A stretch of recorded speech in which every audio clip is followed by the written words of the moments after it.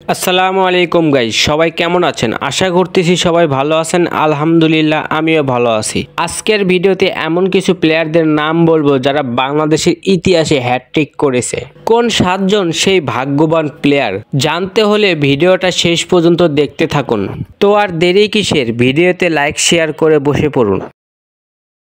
Bangladesh cricket ইতিহাসে সর্বপ্রথম hat trick করেছেন অলোক কাপালি। তিনি 2003 সালে পাকিস্তানের বিপক্ষে এই ইতিহাসটা গড়েন। তিনি বাংলাদেশের ক্রিকেটে এখন পর্যন্ত মোট 95টি ম্যাচ খেলেছেন এবং তার বিপরীতে তিনি 32টি উইকেট পেয়েছেন। তিনি একজন সাধারণ মানের একজন অলরাউন্ডার। এরপরে বাংলাদেশের হয়ে দ্বিতীয় হ্যাটট্রিকটি করেন শাহাদাত হোসেন রাজীব।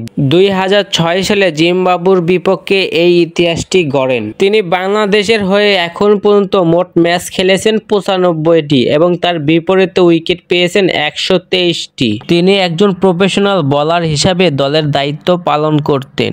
এরপরে বাংলাদেশের হয়ে 3 নাম্বার হ্যাটট্রিকটি করেন আব্দুর রাজ্জাক। 2010 সালে ওমানের বিপক্ষে এই ইতিহাসটি গড়েন। তিনি বাংলাদেশের হয়ে এখন পর্যন্ত মোট 200টি ম্যাচ খেলেছেন এবং তার বিপরীতে উইকেট পেয়েছেন 278টি।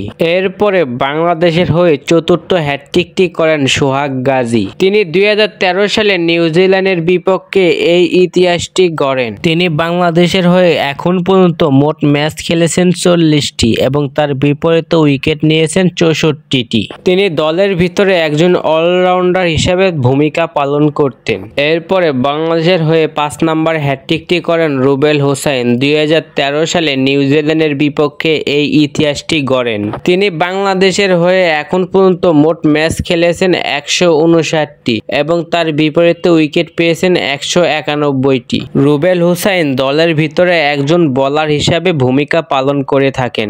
এরপরে বাংলাদেশের হয়ে 6 নাম্বারতম হ্যাটট্রিক করেন তাইজুল হোসাইন। 2014 সালে জিম্বাবুর বিপক্ষে এই ইতিহাসটি গড়েন। তিনি এখন পর্যন্ত বাংলাদেশের হয়ে মোট ম্যাচ খেলেছেন 73টি এবং তার বিপরীতে উইকেট পেয়েছেন 259টি। তাইজুল ইসলাম দলের ভিতরে একজন লেফটি অফ স্পিনার হিসেবে ভূমিকা পালন করে থাকেন।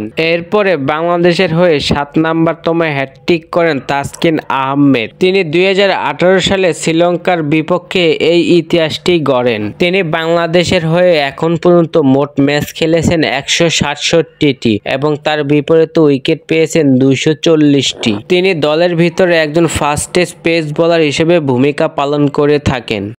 সো গাইস, ভিডিওটা দেখতে দেখতে অনেক বড় হয়ে যাচ্ছে। সো গাইস, ভিডিওটা এই পর্যন্তই। ভিডিওটা ভালো লাগলে লাইক দিবেন, চ্যানেল নতুন হয়ে থাকলে সাবস্ক্রাইব করবেন। সো গাইস, আজকের ভিডিওটা এই পর্যন্তই। নেক্সটে দেখা হচ্ছে অন্য কোনো ভিডিওতে। তো গাইস, আজকে আমাদের সাথে এই পর্যন্তই থাকুন। দেখা হচ্ছে অন্য কোনো ভিডিওতে। সো গাইস, আজকে এই পর্যন্তই। Good night.